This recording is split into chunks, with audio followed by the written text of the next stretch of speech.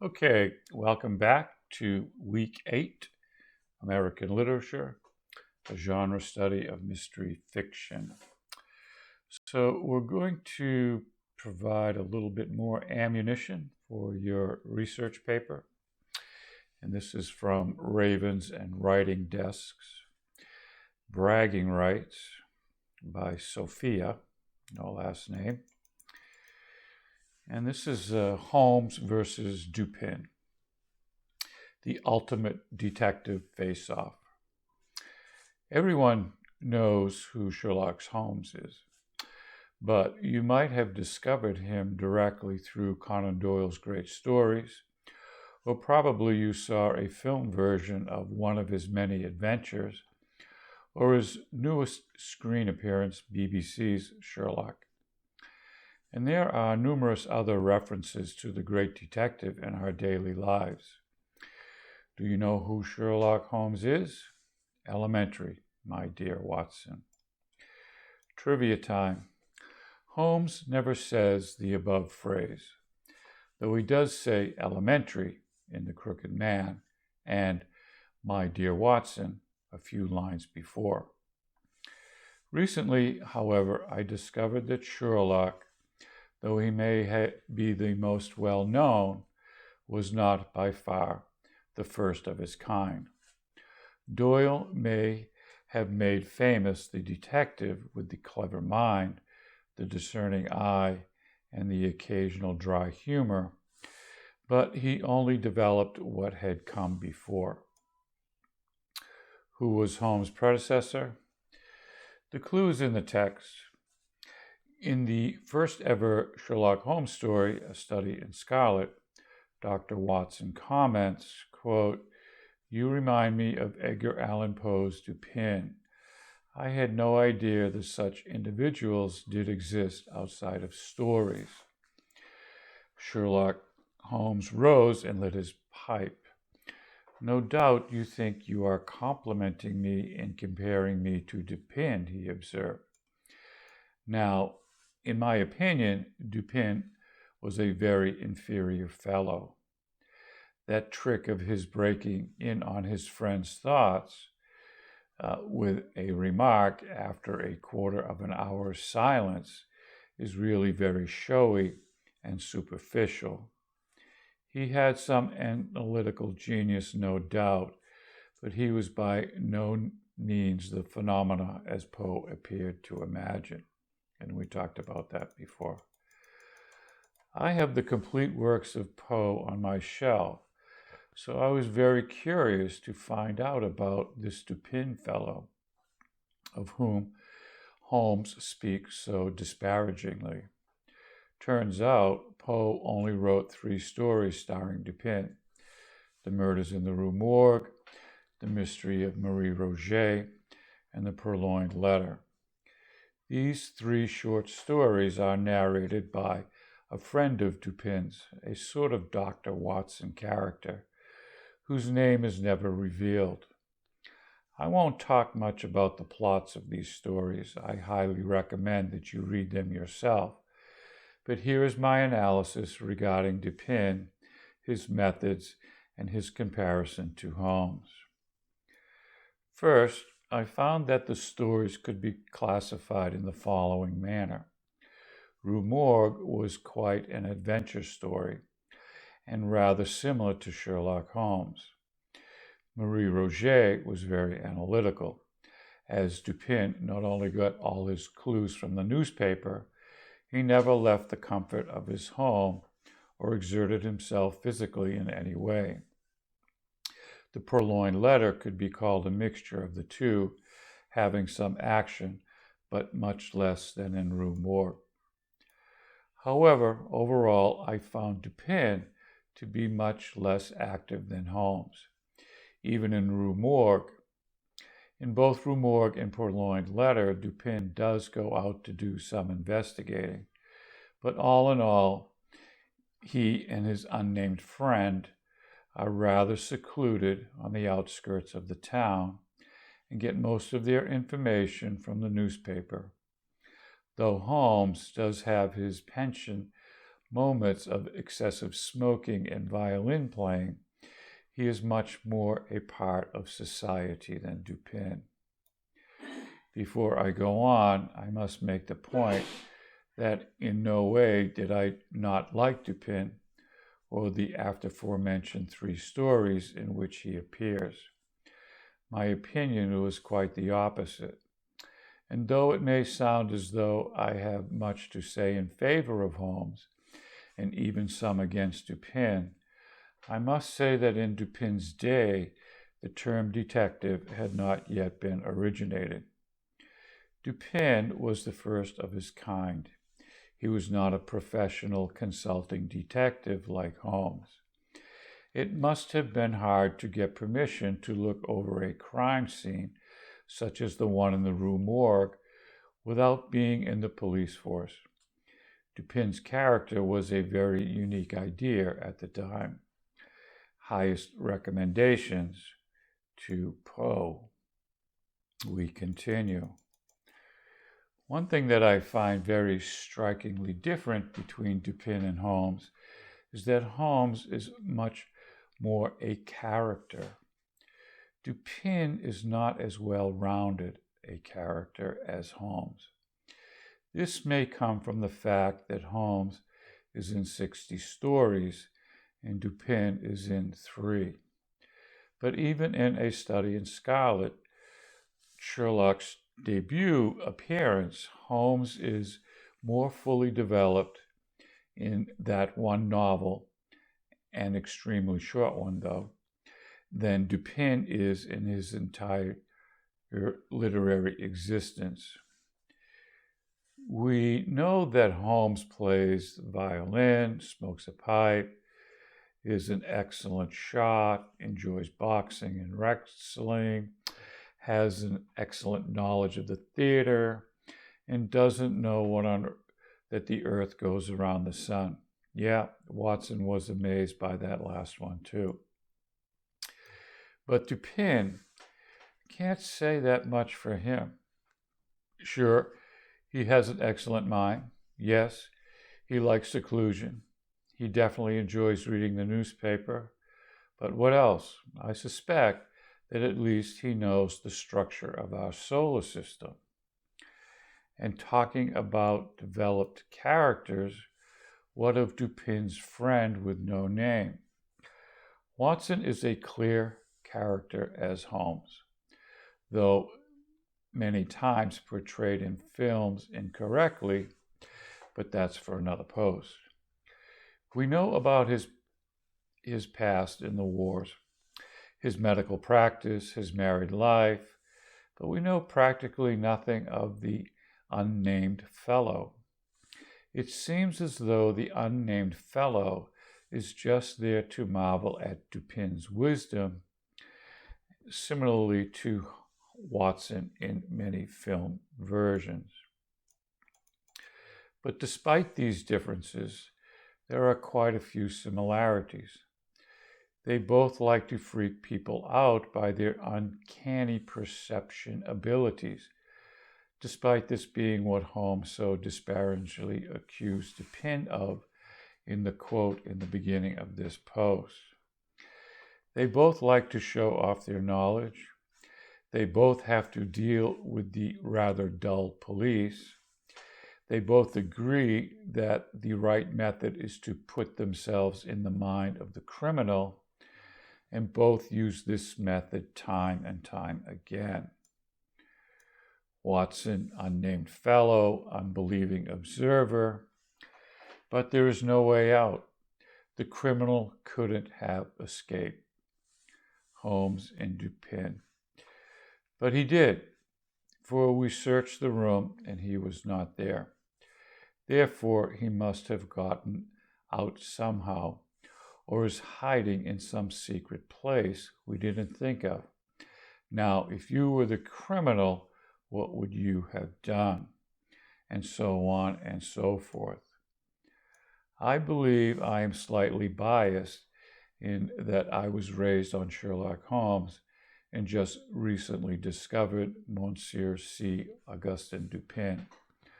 I have seen no films with the French detective, though I'm sure there are many, and the fact that there are only 3 of his books makes him rather less widely known. However, I am very glad that I have found him, and I am sincerely grateful to Poe for introducing the genre of detective stories, without which Holmes would never have existed. Once again, highest commendations to Poe.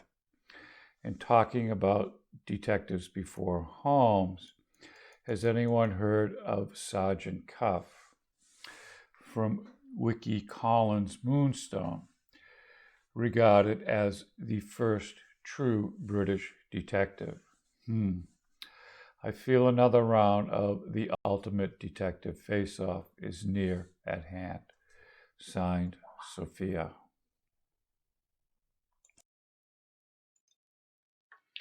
Okay, let's talk about the most famous of all the Sherlock Holmes short stories.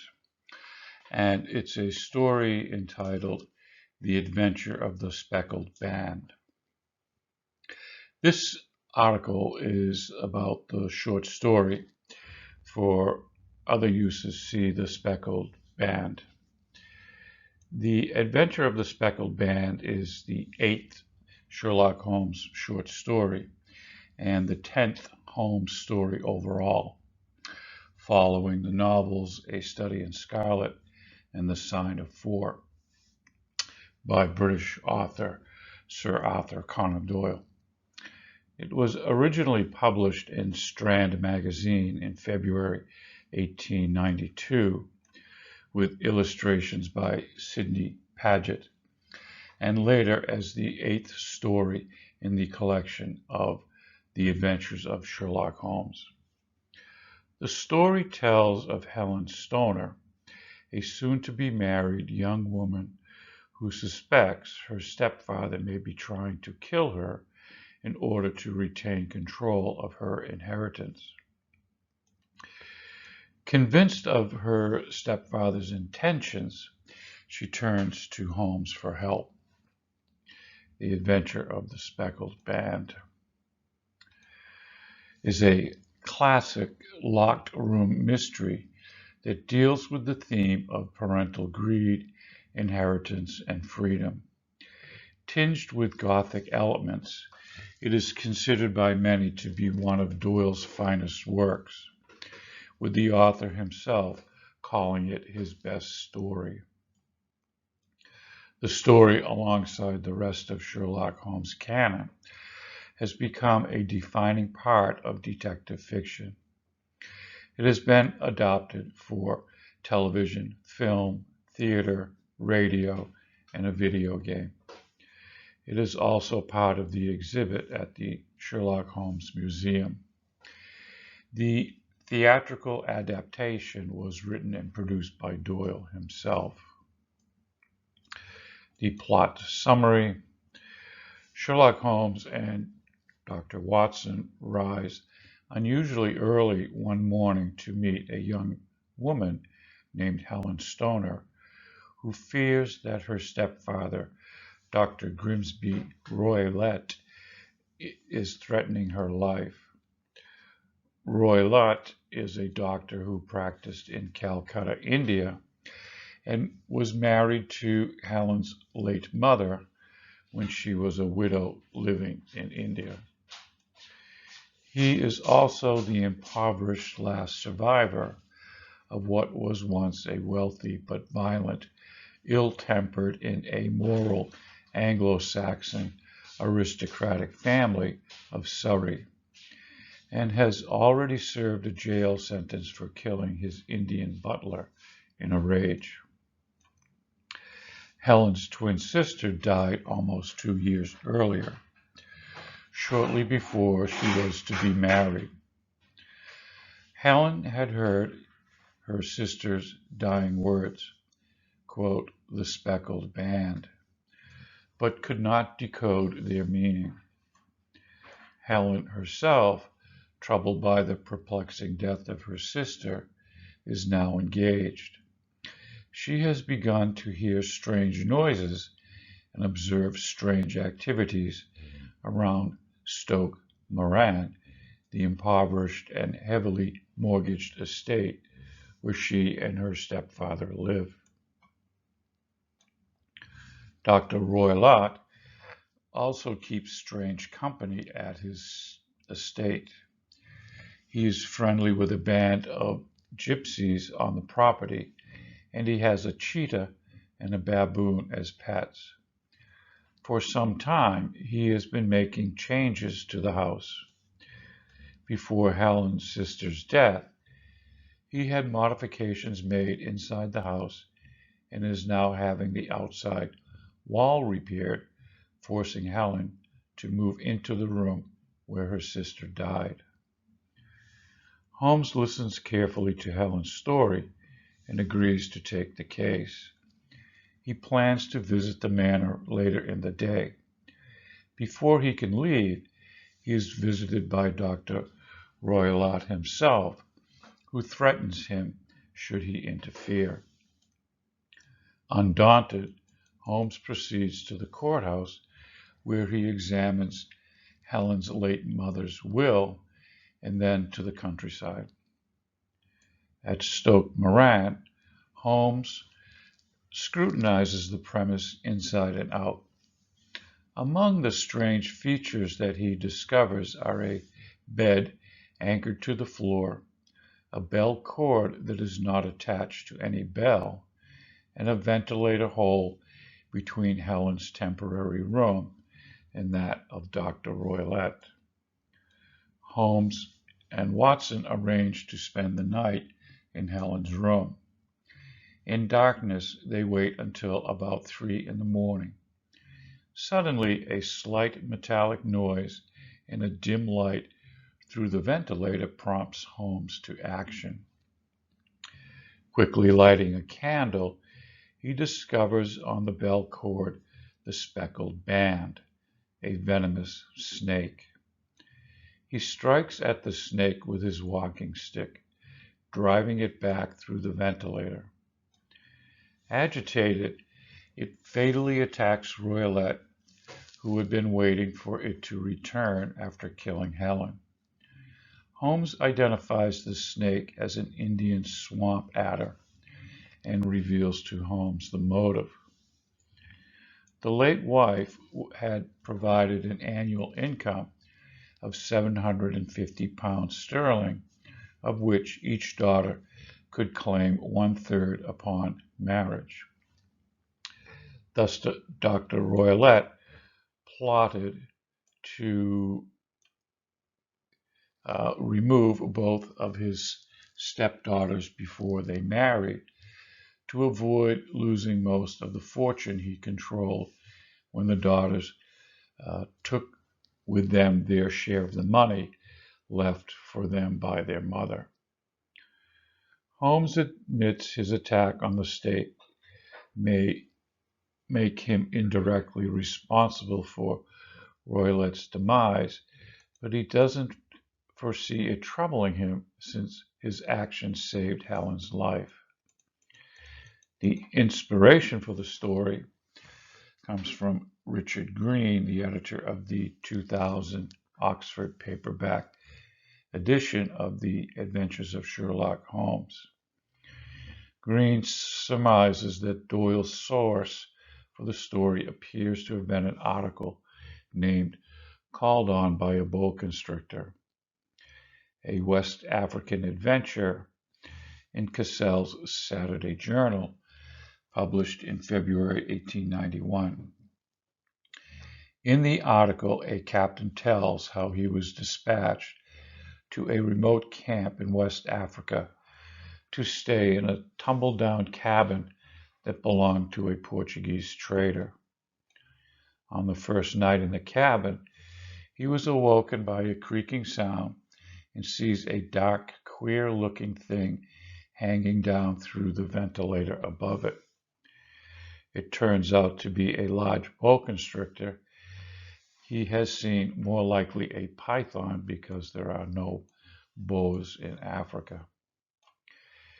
He is paralyzed with fear as the serpent comes down into the room. Unable to cry for help, the captain spots an old bell that hung from a projected beam above one of the windows. The bell cord had rotted away. By means of a stick, he manages to ring it and raise alarm. So that's a little bit about our story, the Speckled Band, probably the most famous of all the short stories of Sherlock Holmes. Okay, let's talk about the shortest Sherlock Holmes story, and this is from futilitycloset.com. At 503 words, this is the shortest Sherlock Holmes story that Arthur Conan Doyle ever wrote. It is in a book that is about 1.5 inches high and contributed to the library of a dollhouse built for Queen Mary, the wife of George V. How Watson Learned the Trick. Watson had been watching his companion intently ever since he had sat down to the breakfast table. Holmes happened to look up and catch his eye. "Well, Watson, what are you thinking about?" he asked. "About you." "Me?" "Yes, Holmes. I was thinking how superficial are these tricks of yours, and how wonderful it is that the public should continue to show interest in them." "I quite agree," said Holmes. "In fact, I have a recollection that I had myself made a similar remark." "Your methods," said Watson severely, "are really easily acquired." "No doubt," Holmes answered with a smile. "Perhaps you will yourself give an example of this method of reasoning." "With pleasure," said Watson. "I am able to say that you were greatly preoccupied when you got up this morning." "Excellent," Holmes said. "How could you possibly know that?" "Because you are usually a very tidy man, and yet you have forgotten to shave." "Dear me, how clever," said Holmes. "I had no idea, Watson, that you were such an apt pupil. Has your eagle eye detected anything more?" "Yes, Holmes. You have a client named Barlow, and you have not been successful with his case." "Dear me, how could you know that?" "I saw the man outside name on an envelope. When you opened it, you gave a groan and thrust it into your pocket with a frown on your face." "Admirable. You are indeed observant. Any other points?" "I fear, Holmes, that you have taken to financial speculation." "How could you tell that, Watson?" "You opened the paper, turned to the financial page, and gave a loud exclamation of interest." "Well, that is very clever of you, Watson. Any more?" "Yes, Holmes. You have put on your black coat instead of your dressing gown, which proves that you are expecting some important visitors at once. Anything more?" "I have no doubt that I could find other points, Holmes, but I only give you these few in order to show you that there are other people in the world who can be as clever as you." "And some not so clever," said Holmes. "I admit that they are few, but I'm afraid, my dear Watson, that I must count you among them." "What do you mean, Holmes?" "Well, dear fellow, I fear your deductions have not been so happy as I should have wished." "You mean that I was mistaken?"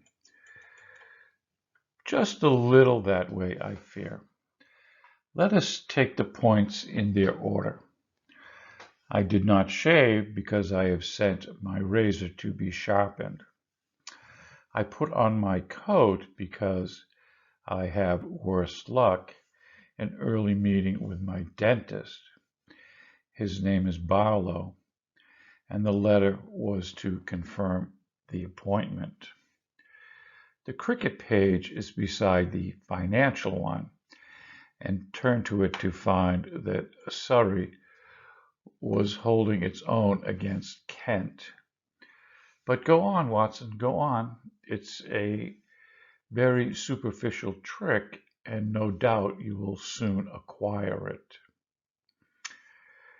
J. M. Barrie, Thomas Hardy, Rudyard Kipling, and Somerset Maugham also contributed volumes for the dollhouse, which is still on display at Windsor Castle.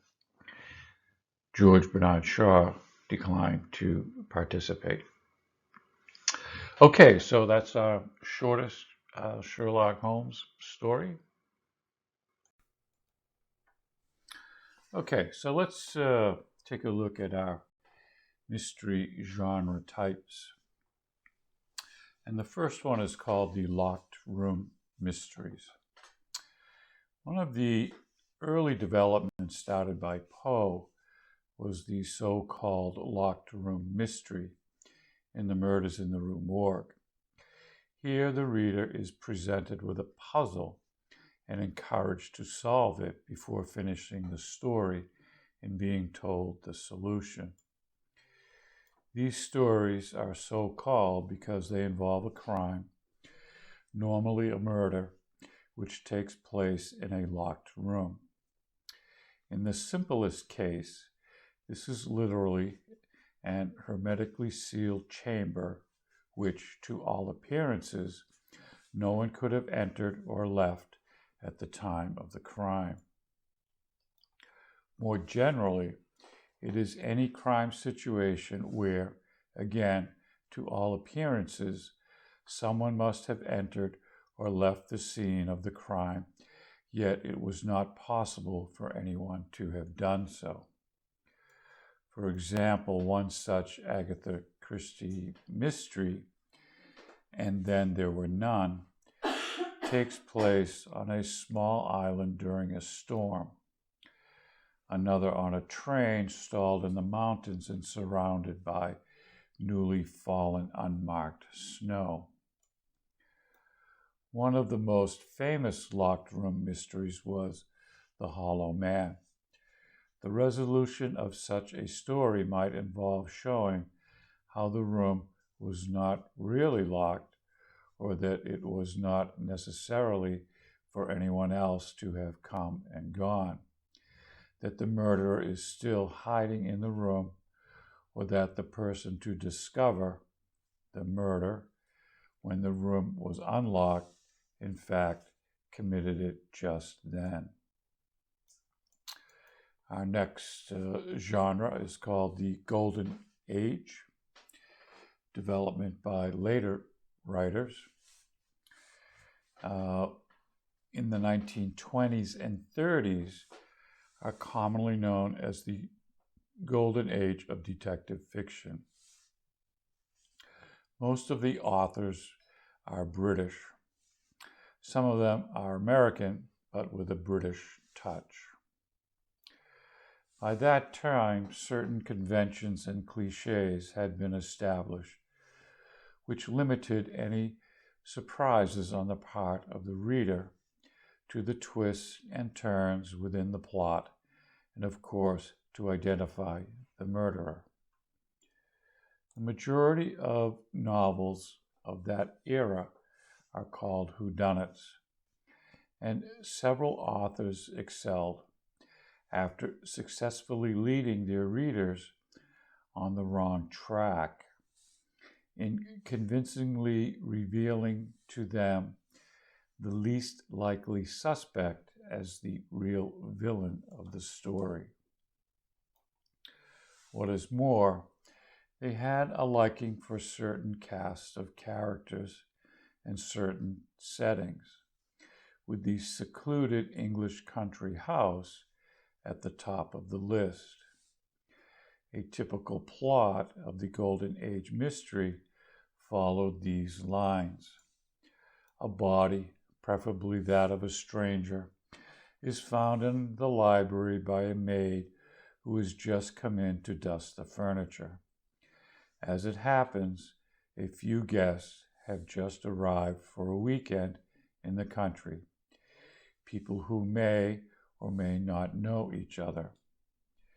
They typically include such stock characters as a handsome young gentleman and his beautiful rich fiancée, an actress with a past glory and an alcoholic husband, a clumsy aspiring young author, a retired colonel, a quiet middle-aged man no one knows anything about, who is supposedly the host's old friend, but behaves suspiciously, and, of course, a famous detective. The police are either unavailable or incompetent to lead the investigation for the time being. Our next genre is called the hard-boiled American crime fiction. An American reaction to the cozy convention of British murder mysteries was the American hard-boiled school of crime writing. Certain works in this field are also referred to as noir fiction. Writers like Dashiell Hammett, Raymond Chandler, Mickey Spillane, and many others decided on an altogether different, innovative approach to crime fiction. This created whole new stereotypes of crime fiction writing. The typical American investigator in these novels was modeled thus. He worked alone.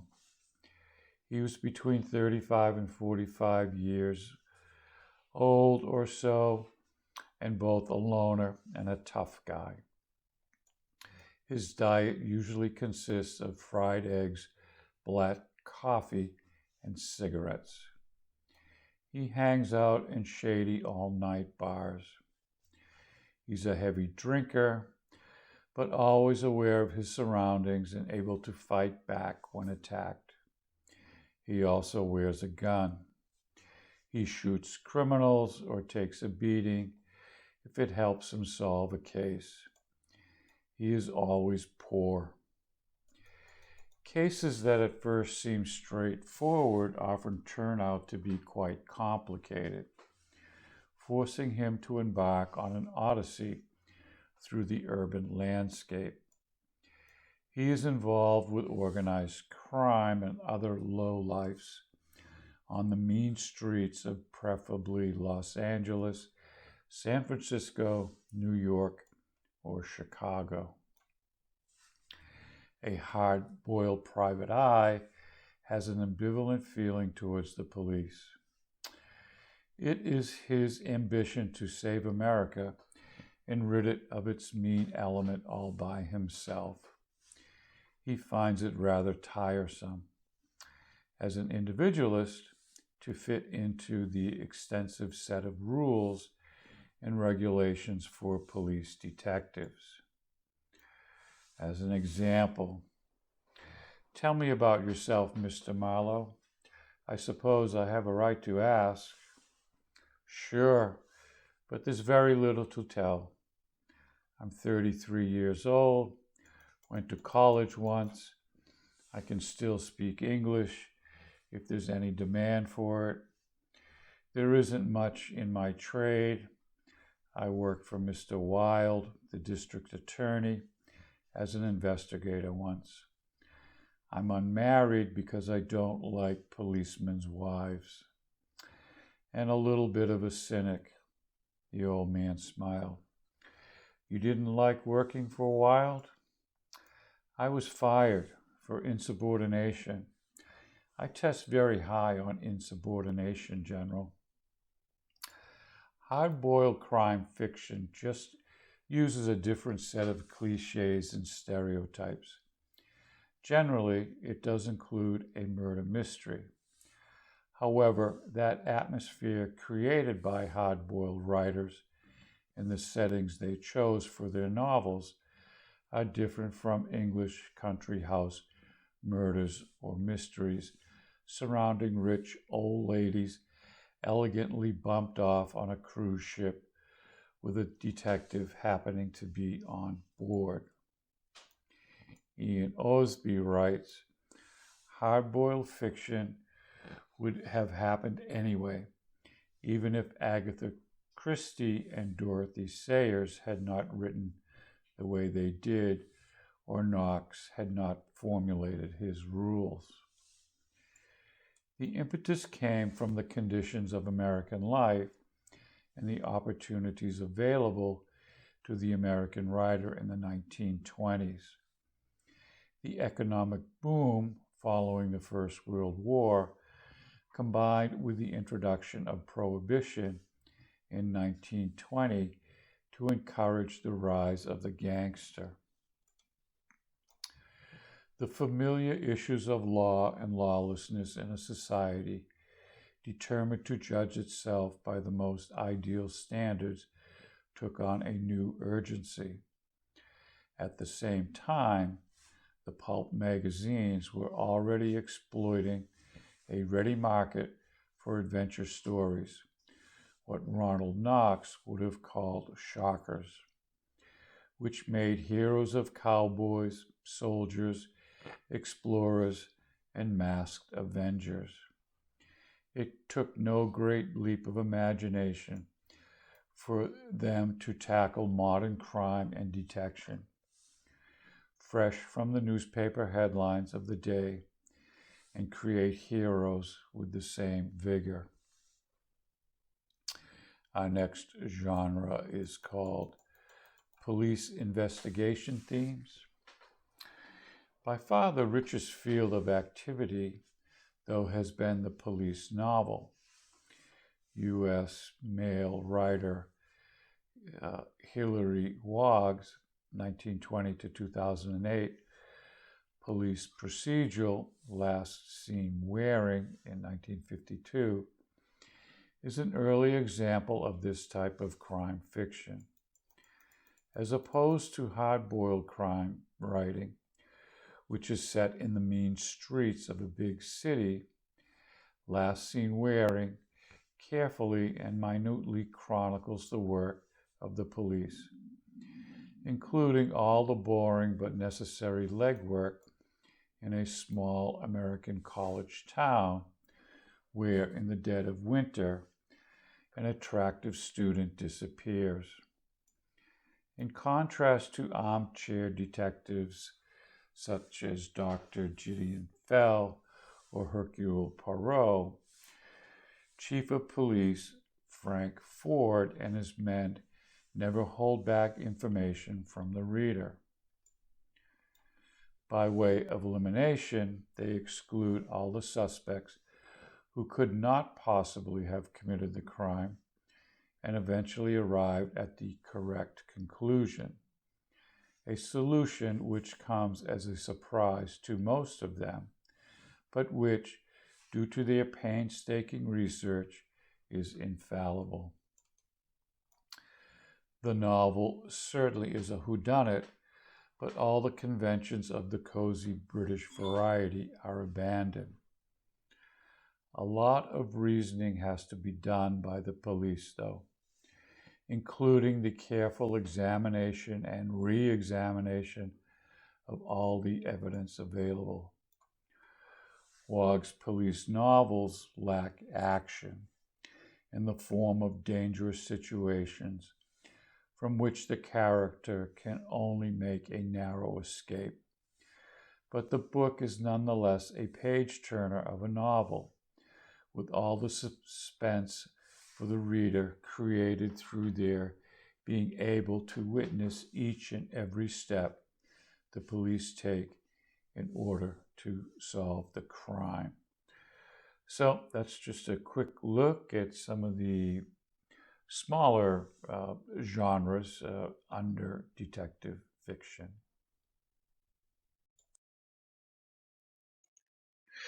Okay, so let's talk about the six most mysterious unsolved murders of all time.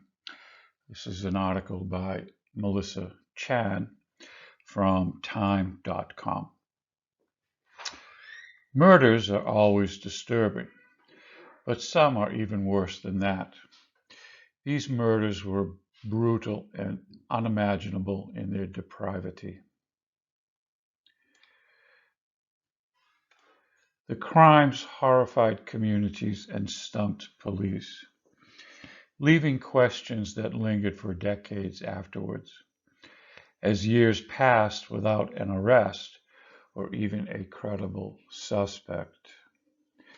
Time magazine takes a look back at some of the most high-profile murders from the past 150 years. They vary in their details, but they all have one thing in common: a killer who's never been found. Number one, Jack the Ripper terrorized London. London's most notorious serial killer prowled the East End over a century ago, prying on prostitutes and terrorizing the area. He made his mark as Jack the Ripper by killing at least 5 women. Dread grew as the dead bodies began to pile up near each other within a 3-month period in 1888. The neighborhood was horrified to a degree bordering on panic when the news broke of a second female victim. The Morning Post reported at the time the local newspaper called the killing barbarous and said the manner of the murder was too horrible for description. Local authorities at first wondered whether the suspect was a butcher or a doctor.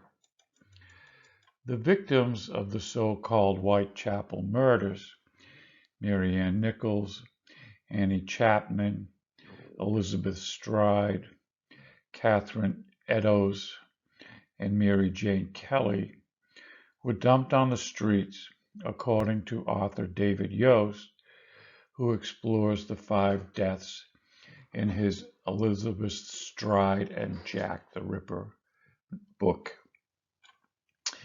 The FBI, which analyzed the case in 1988, at the behest of a movie production company, said each victim was known to be a heavy drinker and a prostitute.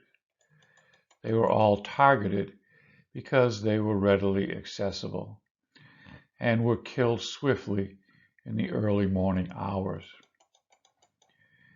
Even with all eyes on the case, police were never able to put a face to the killer.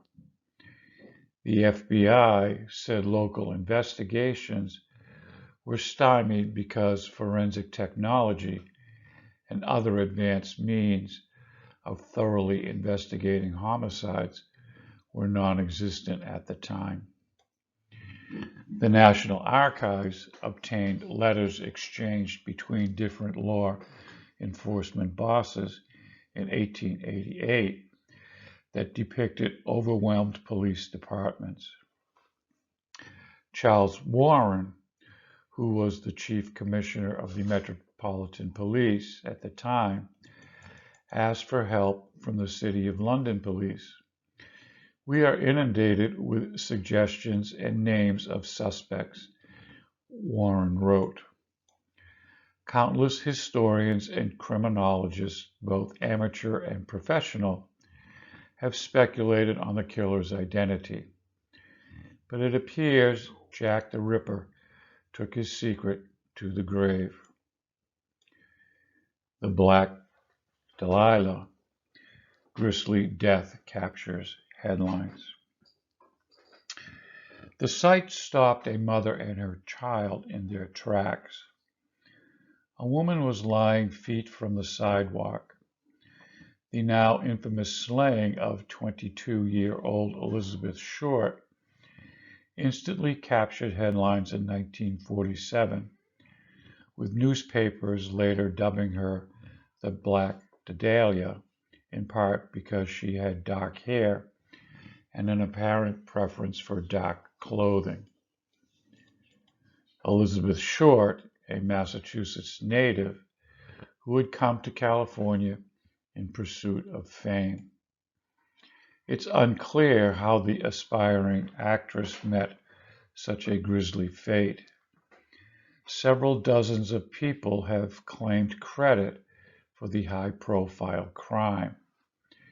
The FBI, which helped local authorities investigate at the time, said it ran record checks on potential suspects and conducted interviews across the nation. However, none of the confessors appeared to be telling the truth, and the case has gone unsolved. The murder became the subject of a 1987 novel, followed by a 2006 movie starring Hilary Swank. The Los Angeles Police Department told Time recently that it is still investigating the cold case, although it did not provide any details. It's an unsolved case. There are no additional information per the detectives. The Zodiac Killer. The Zodiac Killer was no ordinary murderer. Rather than avoiding the spotlight, he craved media attention and seemed to enjoy taunting police with cryptic notes and clues he left behind. The Zodiac Killer murdered 5 people, seemingly at random, in Northern California in 1968 and 1969. He claimed in letters to the police that there were a dozen more victims, although that was never confirmed. His deadly rampage began in December 1968, when 2 teenagers were shot to death in a parking lot. About 7 months later, another 2 people were shot in a parked car, although one survived.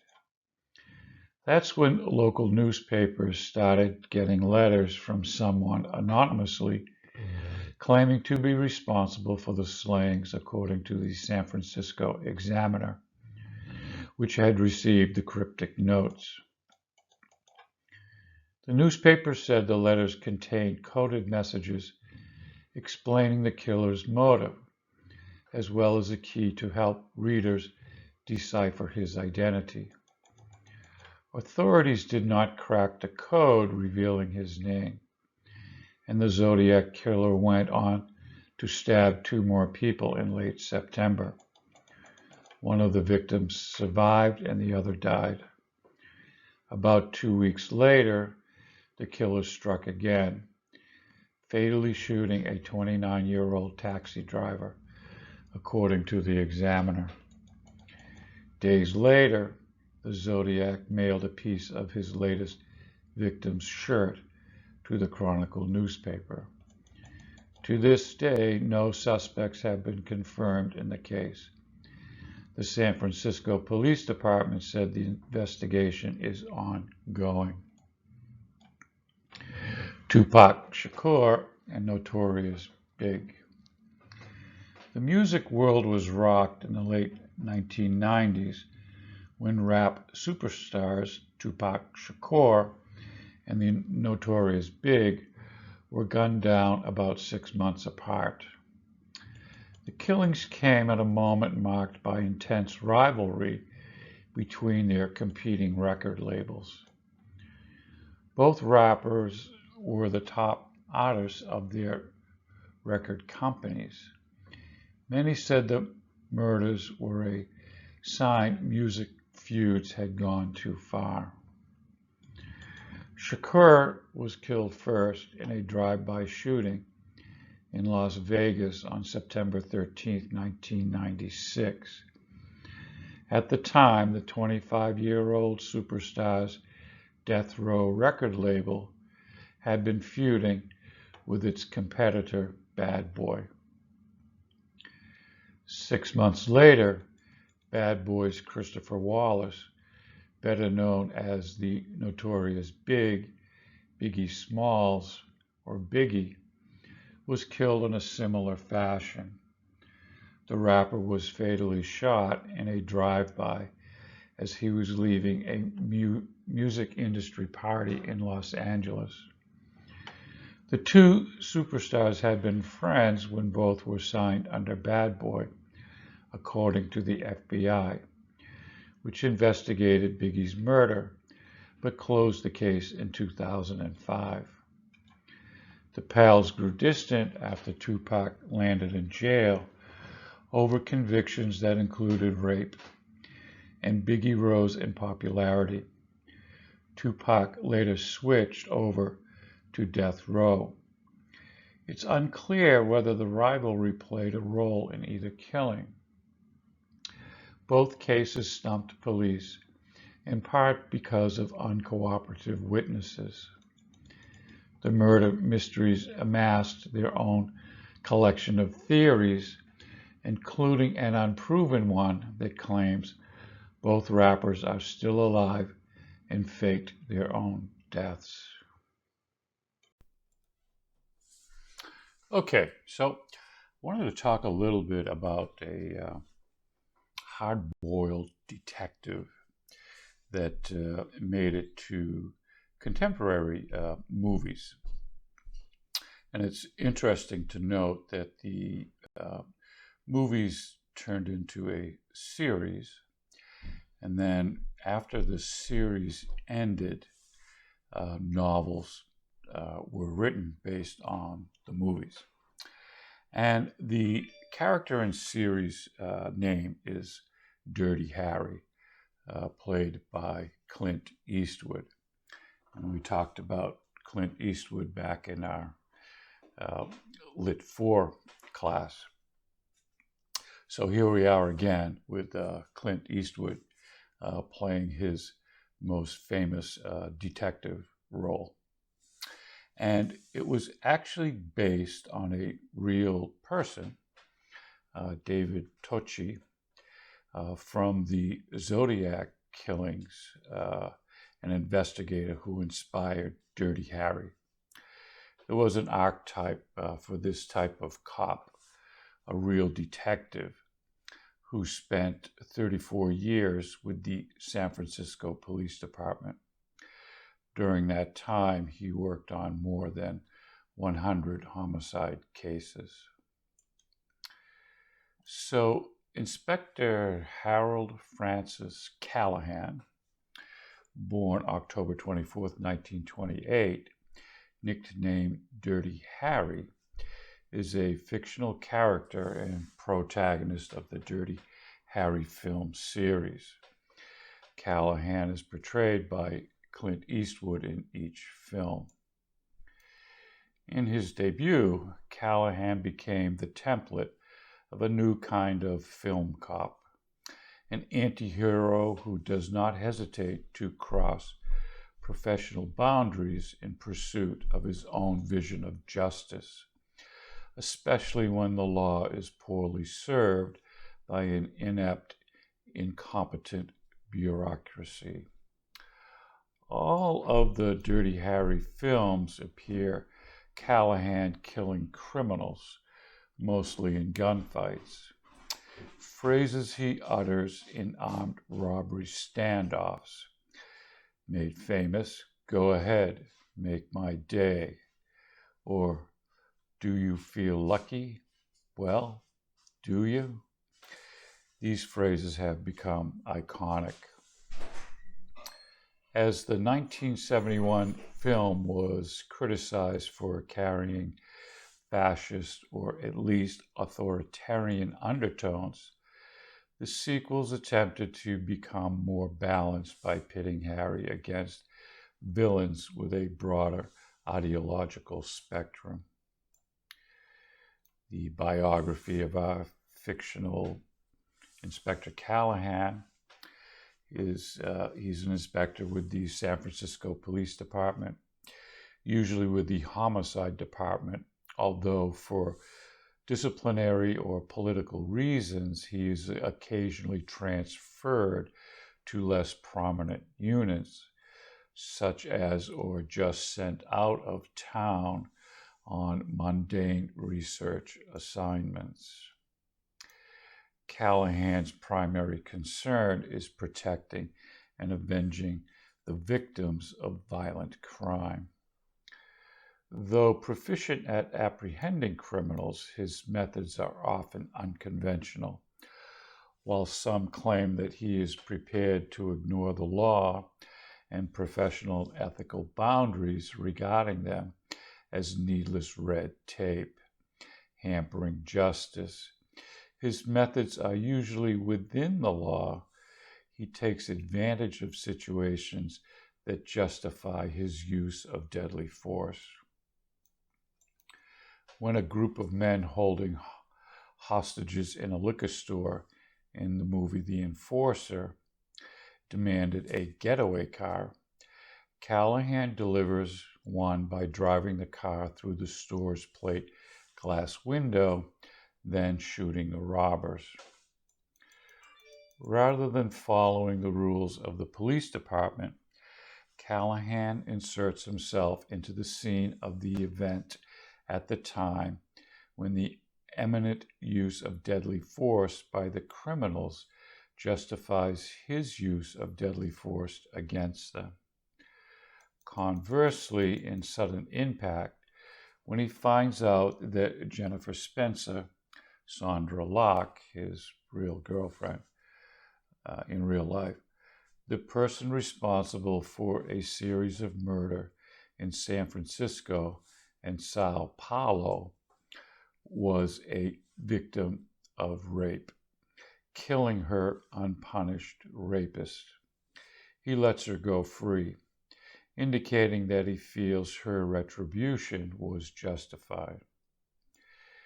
In The Dead Pool, Callahan shoots a fleeing and unarmed mafia assassin in the back and kills the villain in the end with a harpoon, knowing that the man's pistol is out of ammunition. Callahan goes a step further in Dirty Harry, in which he shoots serial killer Charles Scorpio Davis after Davis surrenders and puts his hands in the air. While his partners and many other officers respect and admire Callahan, others see him as unfit to serve on the police force. He often clashes with superiors who dislike his methods, and judges and prosecutors are wary of handling his cases because of frequent violations of the Fourth Amendment and other irregularities. A police commissioner admits that Callahan's unconventional methods get results, but he adds that his successes are more costly to the city and this department in terms of publicity and physical destruction than most other men's failures. Callahan is often reprimanded, suspended, and demoted to minor departments. According to film critic Roger Ebert, it would take an hour in each of these movies to explain why he is not in jail himself. The films reveal little about Callahan's personal background. In the first film, Callahan tells Chico Gonzalez's wife that his wife was killed by a drunk driver.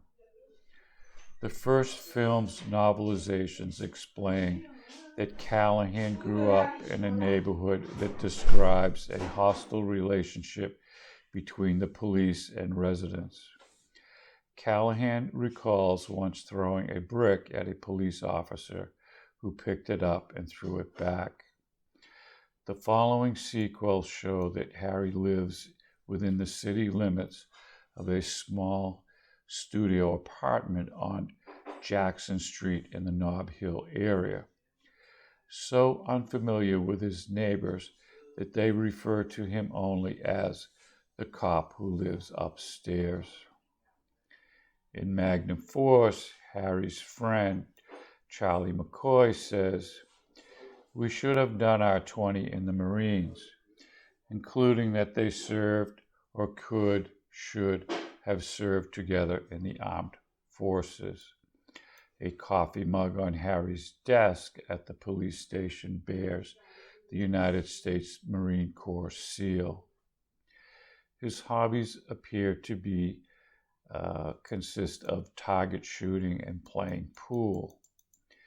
He usually subsists on a diet of hot dogs, hamburgers, and strong black coffee, which he takes without sugar, and is so unchanging that he simply orders the usual from the staff of his regular eateries. He drinks beer and, on one occasion, apple juice, and both runs and weightlifts in the gym. In Sudden Impact, he acquires a pet dog called Meathead. Harry never assists the victims at a crime scene. The movies came first, then a flurry of novels followed after the movie series ended. So a little bit about our man, Harry Callahan, Dirty Harry. Okay, so let's talk about a famous actress's questionable cause of death. And we've talked about Natalie Wood before in our English Lit 4 class. She was one of the stars of West Side Story. So Natalie Wood died under mysterious circumstances at the age of 43 during the making of the movie Brainstorm, while on a weekend boat trip to Catalina Island, which is off the coast of California. And she was on board her husband, Robert Wagner's yacht called Splendor. Outside of drowning, many of the circumstances are unknown. It was never determined how she entered the water. Wood was with her husband, Robert Wagner, and Brainstorm co-star Christopher Walken, and Splendor's captain, Dennis Davern, on the evening of November 28, 1981. Authorities recovered her body at 8 a.m. the next day, 1 mile away from the boat, with a small inflatable dinghy beached nearby. Robert Wagner, her husband, said that she was not with him when he went to bed. The autopsy report revealed that she had bruises on her body and arms, as well as an abrasion on her left cheek, but no indication of how or when the injuries occurred. The captain of the boat had previously stated that Wood and Wagner argued that evening, which Wagner denied at the time. However, in his book, Pieces of My Heart, Robert Wagner admitted that he had an argument with Wood before she disappeared. The autopsy found that Wood's blood alcohol content was 0.14%, and that there were traces of a motion sickness pill and a painkiller in her bloodstream, both of which increased the effects of alcohol. Los Angeles County Coroner Thomas Noguchi ruled that the cause of her death to be accidental drowning and hypothermia. According to Noguchi, Wood had been drinking and she may have slipped while trying to reboard the dinghy. Natalie Wood's sister Lana expressed doubts, alleging that Wood could not swim and had been terrified of water all her life, and that she would never have left the yacht on her own by a small boat. Two witnesses who were on a nearby boat stated that they heard a woman scream for help during the night. Okay, so take a look at this very unusual post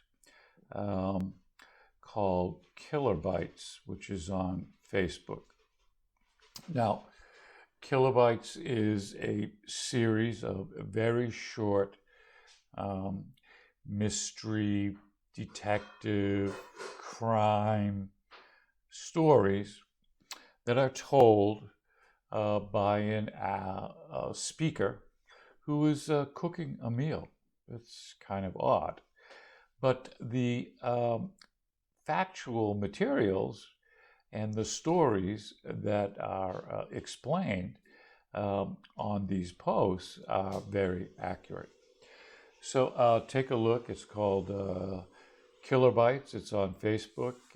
You can subscribe to the channel if this is something of your interest. So take a look at that and our little story on Natalie Wood, famous American actress.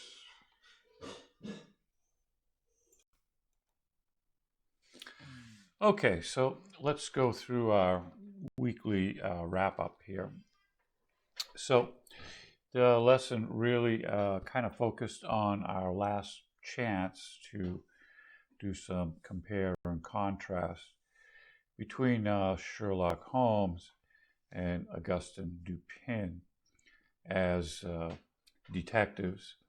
And again, thinking about the time, place, the setting, how these two detectives were similar in many ways. Holmes copies a lot of Dupin's characteristics, but they are separated by, I think 50, 60 years, maybe longer.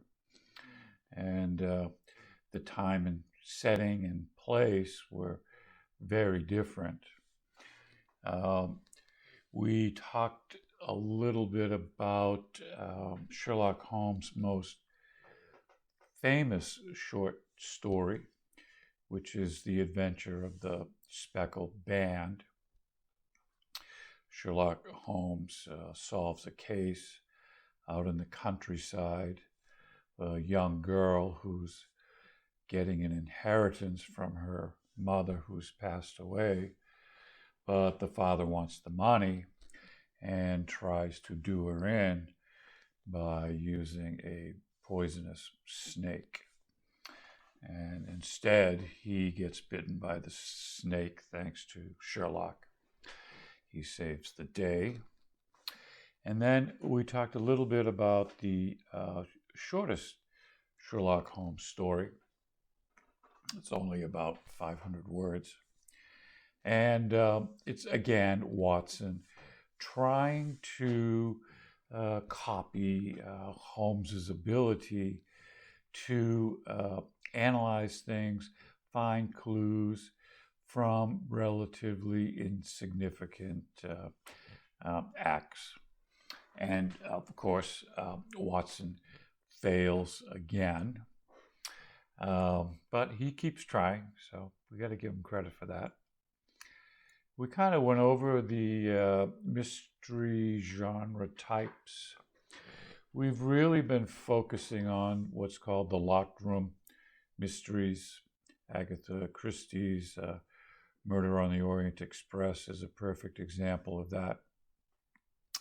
And the Golden Age, the Holmes, the Poe, the Hercule Poirot. And we're going to be leaving this area and focusing on some different view of mystery materials.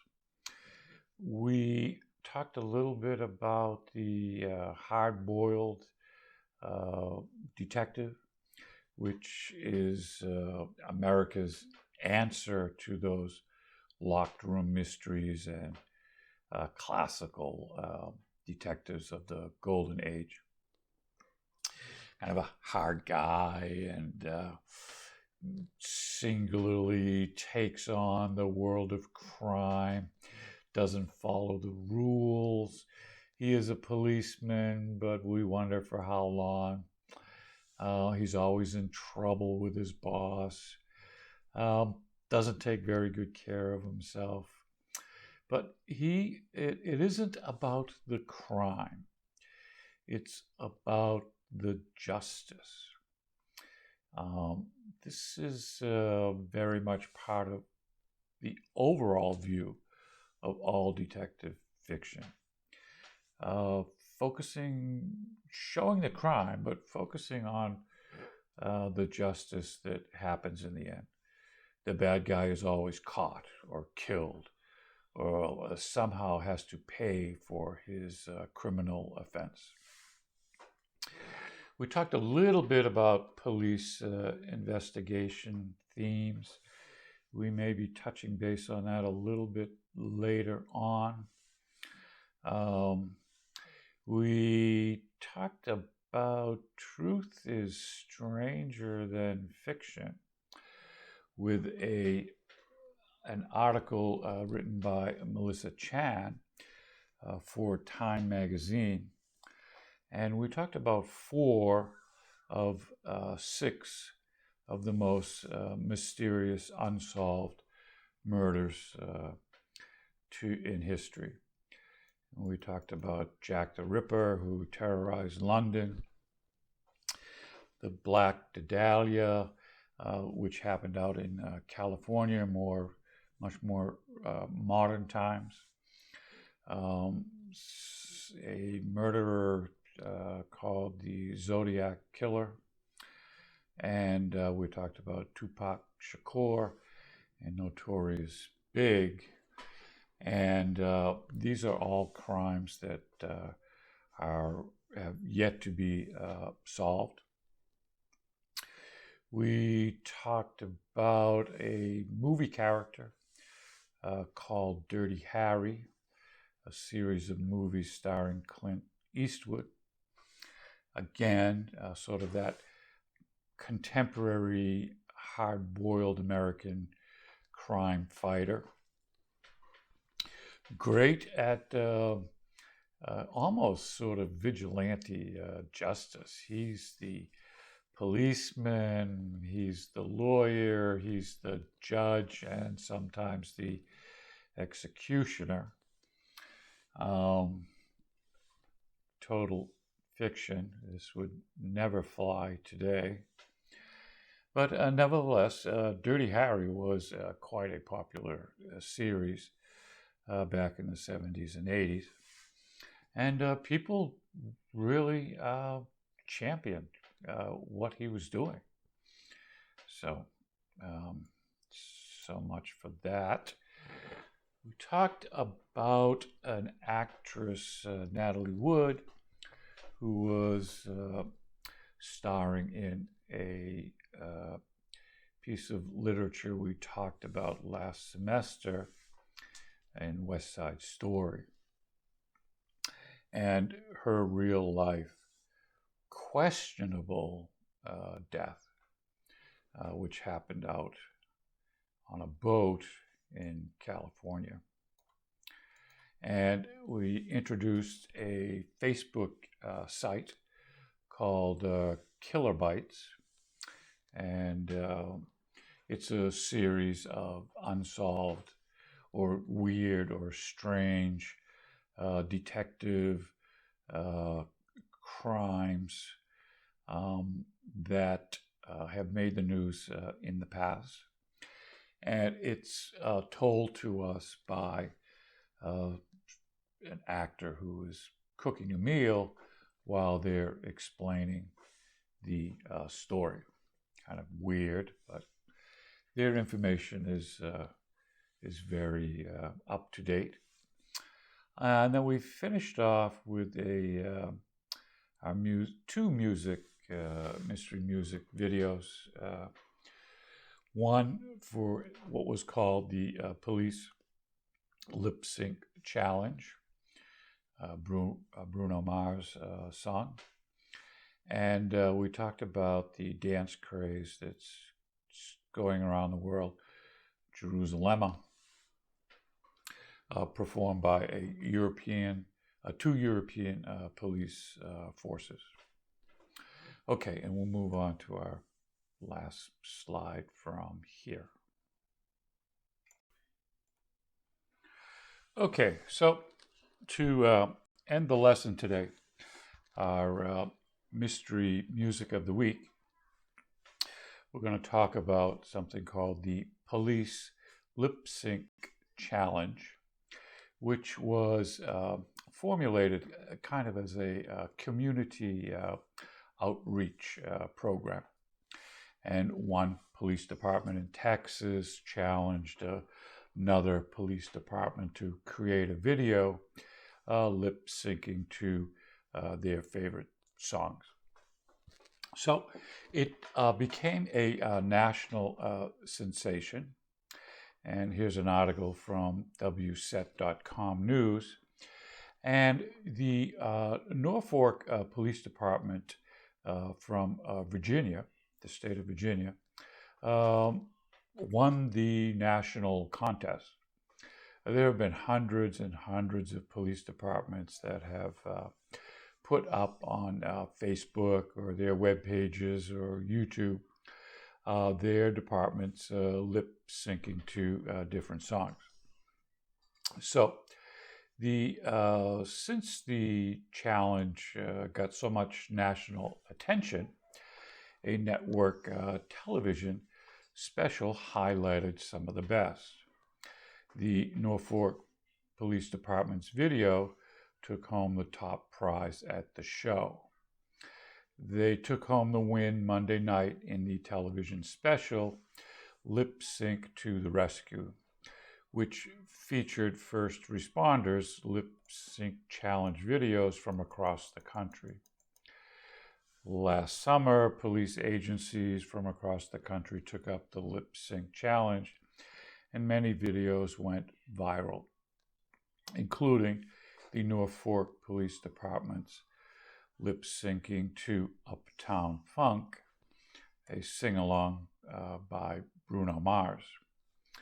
It seems that the country thought the Norfolk Police rendition of Bruno Mars' song was the best as well, as they voted them the winner to the Lip Sync to the Rescue program. The police department actually got a shout out from Bruno Mars himself. The department will be awarded $100,000 for their video, and the police department got a special engagement award and a $5,000 donation last year during the Learning 2018 conference in Orlando. Police officers with the department also performed on stage to the song for a crowd. So let's take a look at that winning video by the Norfolk Police Department Lip Sync Battle, part of their community outreach. And it's been said that actually the community spirit really took off and has become a great thing for community relations between the police department and the city. So take a look at that YouTube video. And actually this week we have two music videos for you to watch. Now, the second one is a dance craze that has gone around the world to the song Jerusalem by a South African DJ and record producer, Master KG. featuring South African vocalist Nomcebo. The upbeat gospel-influenced house song was initially released in November 2019 after it garnered positive response online, with a music video following in December. Jerusalem started life as a rhythmic South African gospel track, so catchy that it spread really quickly to every corner around the world. It's impossible to listen to it without moving. The original song video portrays life in South Africa with a unique energy, strength, and rhythm which is purely African. Jerusalem went viral during the coronavirus pandemic because the dance challenge enacted a simple way to connect and build community, especially at a time when people were hungering for those possibilities. So the first video comes from from Switzerland, from the police in Switzerland. And the second one is the Gardaí, or the Irish police, who perform dancing to the song Jerusalem. So let's end our week on a fast-moving, fast-paced song. And that's it for this week. All you need to do this week is just write a reflection about today's lesson. Work on your research paper. Good luck with any exams you might have during the consultation week. And I would like to connect by Zoom to all of you sometime during the consultation week. Just a real check-in, see how you're doing, any questions, any issues, any of that sort of thing. This is not a test. Okay, so I hope to see you on Zoom.